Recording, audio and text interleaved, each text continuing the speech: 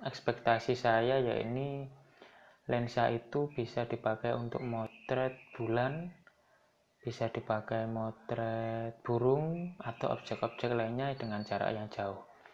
Apakah lensa T8 tersebut mampu melakukan itu? Simak video selengkapnya.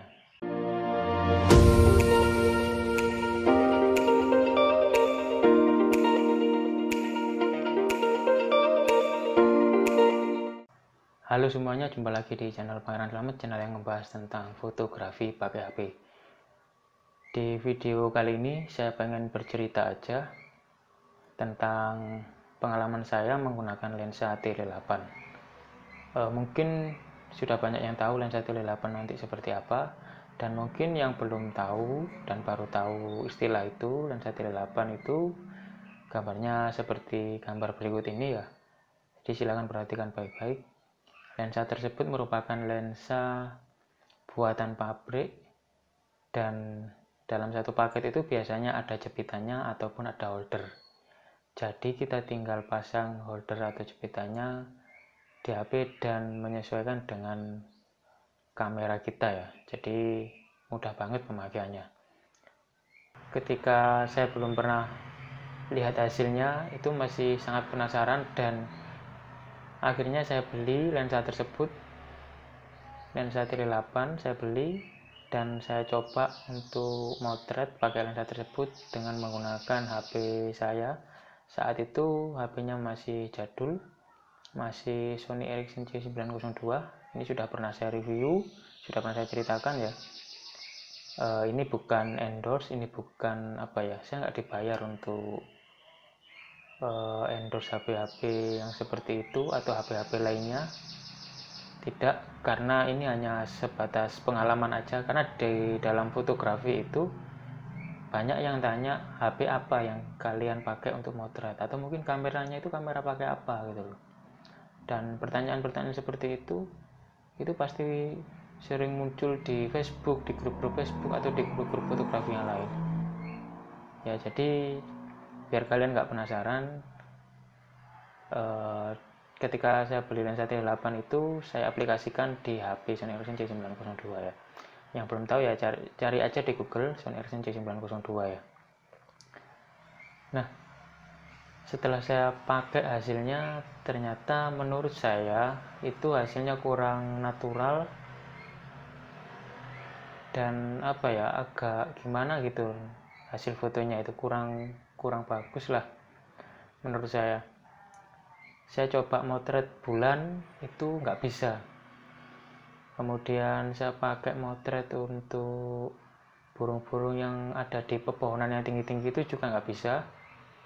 Jadi mungkin dulu saat itu saya pakai motret beberapa teman saya, hasilnya sih biasa-biasa aja sih menurut saya, cuman jarak motretnya aja yang lebih jauh ya. Jadi kalau untuk motret full body mungkin jaraknya agak jauh, dan kalau motret untuk setengah badan mungkin jarak 5-10 meter itu baru dapat setengah badan ya. Ini perkiraan aja sih, karena saya nggak pernah mengukur berapa jaraknya yang tepat, dan ini juga sudah berlalu selama beberapa tahun yang lalu ya.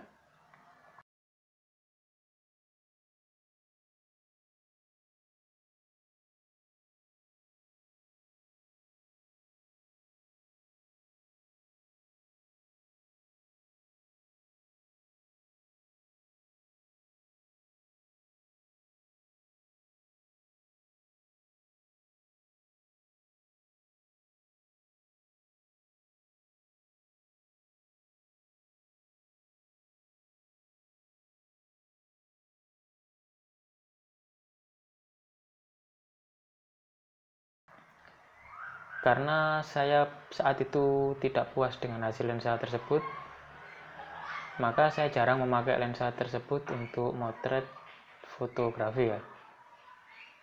Dan akhirnya lensa tersebut saya biarkan nganggur, dan saking kesalnya akhirnya lensa tersebut saya bongkar menjadi lensa makro.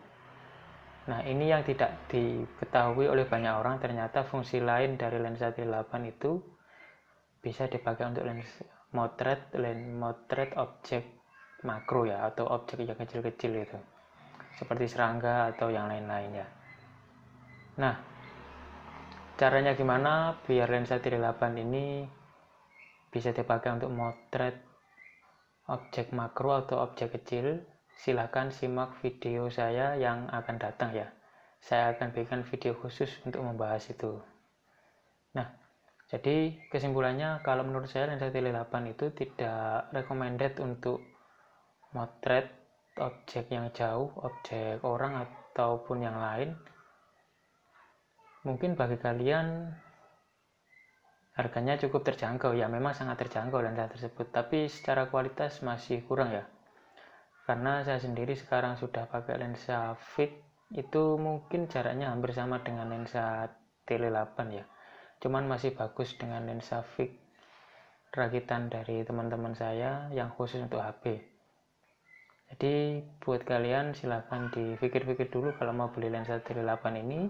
Silahkan cari referensi apakah hasilnya bagus atau tidak. Nah, kekurangan dari lensa tirai 8 ini rawan shake. Jadi kita kalau motret itu harus tangannya itu tidak boleh goyang sedikit pun ya, kalau motret harus benar-benar diam. Kalau kita goyang dikit, biasanya itu hasilnya juga ikut shake dan nggak bisa fokus. Jadi kalau tangan kita nggak bisa fokus atau tremor atau sering gemeter ketika motret yang mengakibatkan hasilnya shake, silahkan pakai tripod. Itu nanti hasilnya lebih bagus. Dan ingat, pakai tripod itu tidak ribet. Ya, jadi itu hanya mungkin itu hanya sebuah pilihan. Silahkan kalau kalian mau pakai tangan boleh, pakai tripod juga boleh. Oke, itu aja pembahasan saya atau pengalaman saya menggunakan lensa tele 8 ya. Mungkin kalau suatu saat nanti saya punya lensa tele 8 ini akan saya review secara langsung dan akan saya pakai untuk motret secara langsung ya. Karena saat ini lensanya sudah tidak ada, jadi saya hanya bisa berbagi pengalaman aja ya. Oke, jika kalian ingin ngobrol tentang fotografi pakai HP bersama saya, silakan gabung di grup yang ada di link di deskripsi. Sampai jumpa di video-video berikutnya.